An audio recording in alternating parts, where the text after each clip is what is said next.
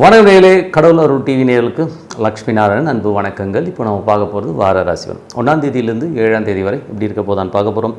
எப்போதுமே சொல்கிறதாங்க, லக்னத்தை பாருங்கள். ராசிக்கு பார்ப்பதை விட லக்னத்தை பார்க்க ரொம்ப பர்ஃபெக்டாக இருக்கும். உதாரணமாக ஒரு மகர லக்னம் விருச்சிக ராசினா நீங்கள் விருச்சிக ராசிக்கான பலன்களை பார்க்கறத விட மகர ராசிக்கான பலன்களை பார்க்கும்போது ரொம்ப பர்ஃபெக்டாக இருக்கும். முதல்ல வர்றது புது பலன்கள், அதுக்கப்புறம் தசாபுக்தி பலன்கள். உங்கள் ஜனனகால ஜாதகத்தில் என்ன தசாபுக்தி அந்தரங்கள் வருதோ அதை மிங்கிள் பண்ணி பாருங்கள், ரொம்ப பர்ஃபெக்டாக இருக்கும். வீடியோட எண்டில் டிப் ஆஃப் த வீக் இருக்குது, மறக்காமல் பாருங்கள். தனுசு ராசி. தனுசு ராசிக்கு பார்த்திங்கன்னா உங்களது ராசி அதிபதி குரு 7 இருக்கார். 7 இருக்கும்போது என்ன மாதிரி விஷயங்கள் திருமணம் கைகூடி வரும். யாருக்காச்சும் திருமணம் சம்மந்தமான விஷயங்கள் இப்போ பேச்சுவார்த்தை நடத்தும் சிறப்பான விஷயங்கள், நிலபுலன்கள் வாங்குறதுக்கான யோசனைகள் எல்லாமே நிறைவேறதுக்கான வாய்ப்பு ரொம்ப நல்லா இருக்குது.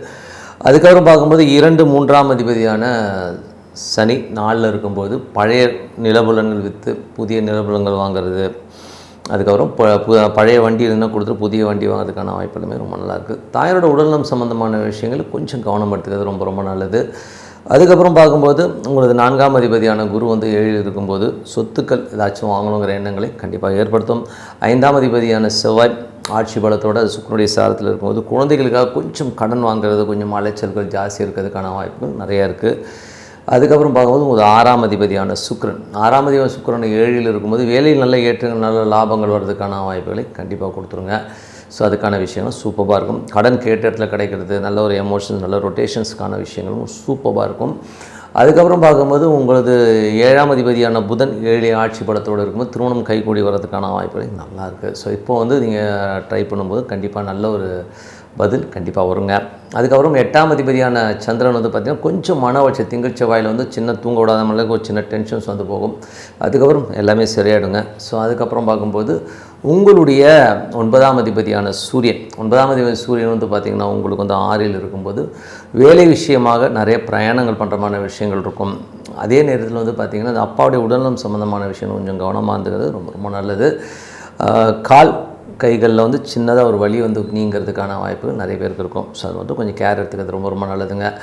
அதுக்கப்புறம் பார்க்கும்போது உங்களுடைய 10ஆம் அதிபதியான புதன் 7 இருக்கும்போது வியாபாரத்தில் நல்ல ஏற்றங்கள் நல்ல லாபங்கள் ஒரு நல்ல சப்போர்ட் கிடச்சி ஒரு பெரிய லெவலில் வரதுக்கான வாய்ப்புகளை கண்டிப்பாக ஏற்படுத்தும். 11ஆம் அதிபதியான சுக்கிரன் உங்களுக்கு பார்த்திங்கன்னா 7 இருக்கும்போது நல்ல லாபங்களை ஏற்றி கொடுக்கறதுக்கான வாய்ப்பும் ரொம்ப அற்புதமாக இருக்குங்க. 12ஆம் அதிபதியான செவ்வாய் 5ல் இருக்கும்போது கொஞ்சம் ஆன்மீக சுற்றுலா ஆன்மீக பயணங்கள் போகணுங்கிற எண்ணங்களை எல்லாமே ஏற்படுத்தும். மற்றபடி எனக்கு இதுவரை பார்த்தது உங்களுக்கு பொது பலன்கள். இப்போ பார்க்குறது தசாபுக்தி. தனுசு லக்னமாக இருந்து சூரியன் தசாபுக்தி. சூரியன் 9ஆம் அதிபதியான சூரியன் உங்களுக்கு 6ல் இருக்கும்போது தந்தையுடைய உடல்நலம் சம்மந்தமான விஷயம் ரொம்ப கவனம் வரணும்.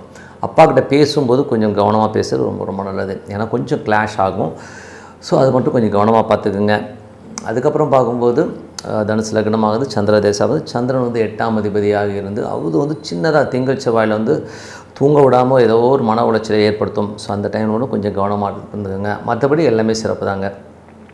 அதுக்கப்புறம் தனுசு லக்னமாக செவ்வாய் தேசாபுத்தி செவ்வாய் 5ல் இருக்கும்போது அது 12ஆம் அதிபதியாக இருக்கும்போது நிறைய குழந்தைகளுக்காக அந்த பிரயத்தனப்பட்டு கடன் வாங்குறது, கொஞ்சம் அலைச்சல்கள் ஜாஸ்தி இருக்கிறதுக்கான வாய்ப்புகளை கண்டிப்பாக ஏற்படுத்துங்க. ஆன்மீக பயணங்கள் ஆன்மீக சுற்றுலா போன்ற விஷயங்களும் கண்டிப்பாக ஏற்படுத்தும். அதுக்கப்புறம் பார்க்கும்போது தனுசு லக்னமாகுது ராகு தேசம். ராகு 3ல் இருக்கும்போது உங்களது முயற்சிகள் ஒரு பெரிய வெற்றிகளும் பெரிய அளவில் சக்ஸஸ் ரேட்டிங்கும் கண்டிப்பாக கொடுத்துருங்க. தனுசு லக்னமாக குரு தேசாபுத்திரம். குரு பார்த்திங்கன்னா 4ஆம் அதிபதி 7ல் இருக்கும்போது சுப நிகழ்ச்சிகள் தொடர்பான விஷயங்கள் கைகூடி வர்றதுக்கான வாய்ப்புகள் இருக்குது.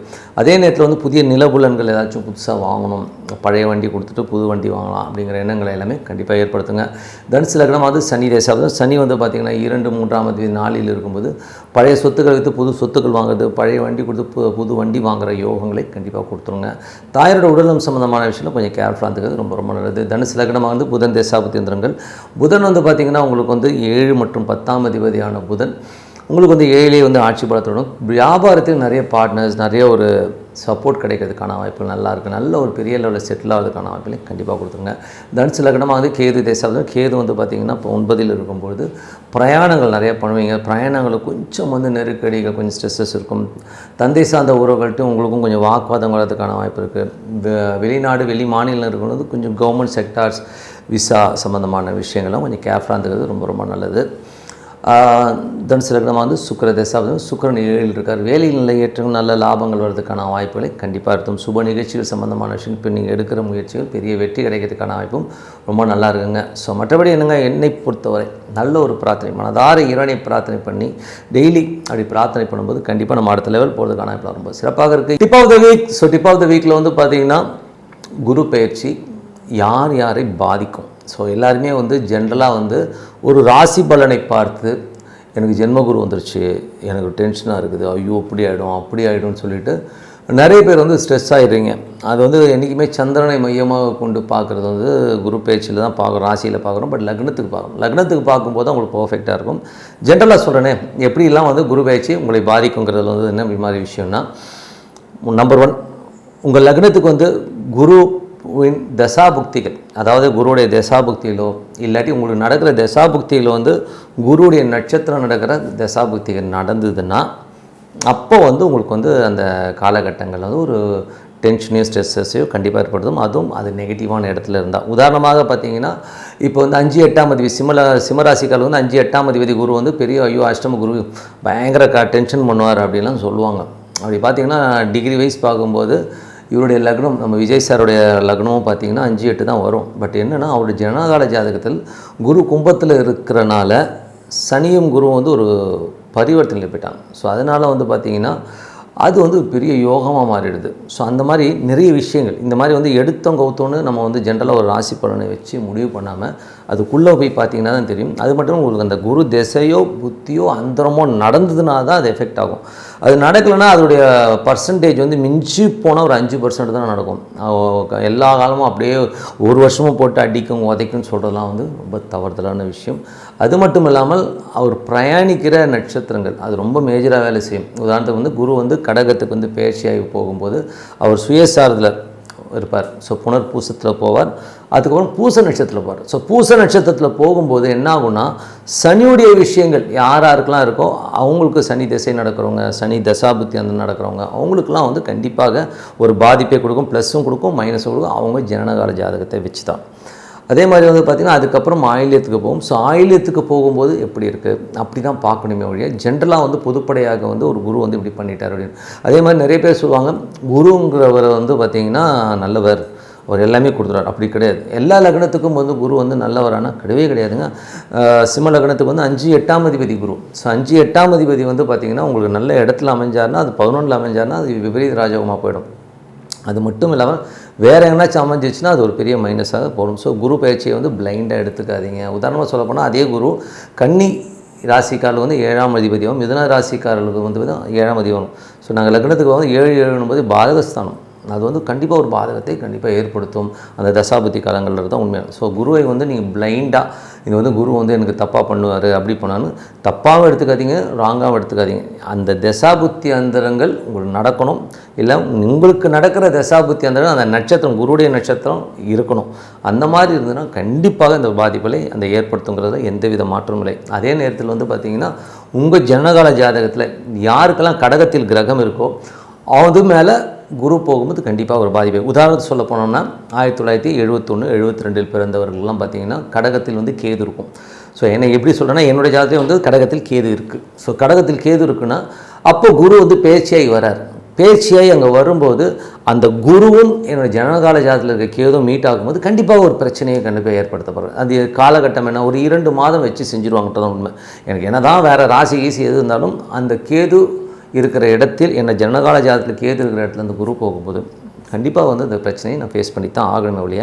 ஸோ இது நாடி முறைன்னு சொல்லுவோம். ஸோ இந்த மாதிரி முறையில் பண்ணுறது பர்ஃபெக்டாக வருமே ஒழிய மற்றபடி வந்து ஜென்ரலாக வந்து குரு வந்து ஜென்மத்துக்கு வந்துட்டார் ரொம்ப கஷ்டப்படணும், 7.5 சனி வந்து வச்சு ரொம்ப கஷ்டப்படணுன்றதுலாம் வந்து ரொம்ப தவறுதலான விஷயம். அதுக்கு ஒரு உதாரணம் சொல்லணுன்னா கூட என்னுடைய நண்பர் வந்து பார்த்திங்கன்னா ஒரு பாடலாசிரியர். அவர் வந்து பார்த்திங்கன்னா உள்ளத்தை அளித்தா பழனி பாரதி. அவர் வந்து பார்த்திங்கன்னா 7.5 சனிங்க அவருக்கு. அவர் என்ன சொல்கிறார், பத்திரிகையெல்லாம் பார்த்தேன் 7.5 சனின்னு ரொம்ப பயங்கரமாக போட்டிருக்கானுங்க, ஆனால் இந்த டைம் தாங்க பணம் கொட்டுதுங்கிறது. காரணம் என்னென்னா அவர் ஜனகால ஜாதகத்தில் வந்து ஒரு ப்ளஸ்ஸான இடத்துல சனி இருந்து அந்த தசாபுத்தி 8 வரும்போது பெரிய லாபங்கள். அன்றைக்கி வந்து அந்த சொல்கிறார் எனக்கு நேரமே இல்லைங்க அவ்வளோ பணம் வருதுங்கிற மாதிரியான விஷயங்களே கண்டிப்பாக இருக்கும். அதனால் நீங்கள் ஜென்ரலாக எடுத்து மன உளைச்சல் பட்டுக்கிட்டு ஐயோ இப்படி ஆகிடும் அப்படி ஆகிடும். இந்த யூடியூப்பில் வந்து உள்ள ப்ராப்ளமே என்னென்னா எந்த விஷயமாக இருந்தால் பிளைண்டாக நம்பிடுறது. ஐயோ எனக்கு இங்கே இருக்குங்க அங்கே இருக்குங்க அந்த மாதிரி இல்லைங்க. அது உங்கள் ஜனகால ஜாதகத்தில் எப்படி லிங்க் ஆகுது, அந்த தசாபுக்தியிலோட எப்படி லிங்க் ஆகுதுன்னு பார்த்துட்டு நீங்கள் பண்ணும் இல்லையா. ஜென்ரலாக வந்து குரு பயிற்சி இப்போ பலன்களை பார்த்து கன்ஃபியூஸ் ஆகாதீங்கிறது தான் உண்மை. ஸோ மற்றபடி என்னங்க, இன்னொரு நிகழ்ச்சியில் பார்ப்போம். உங்களிடம் விடைபெறுவது உங்கள் லக்ஷ்மி நாராயணன். நன்றி, வணக்கம். கடவுள் அருள் டிவியை பார்த்தமைக்க நன்றிகள். மேலும் இது போன்ற தகவல்களை தெரிந்து கொள்ள கடவுள் அருள் டிவியை சப்ஸ்கிரைப் செய்யுங்கள். மறக்காமல் பெல் ஐக்கானை கிளிக் செய்யுங்கள்.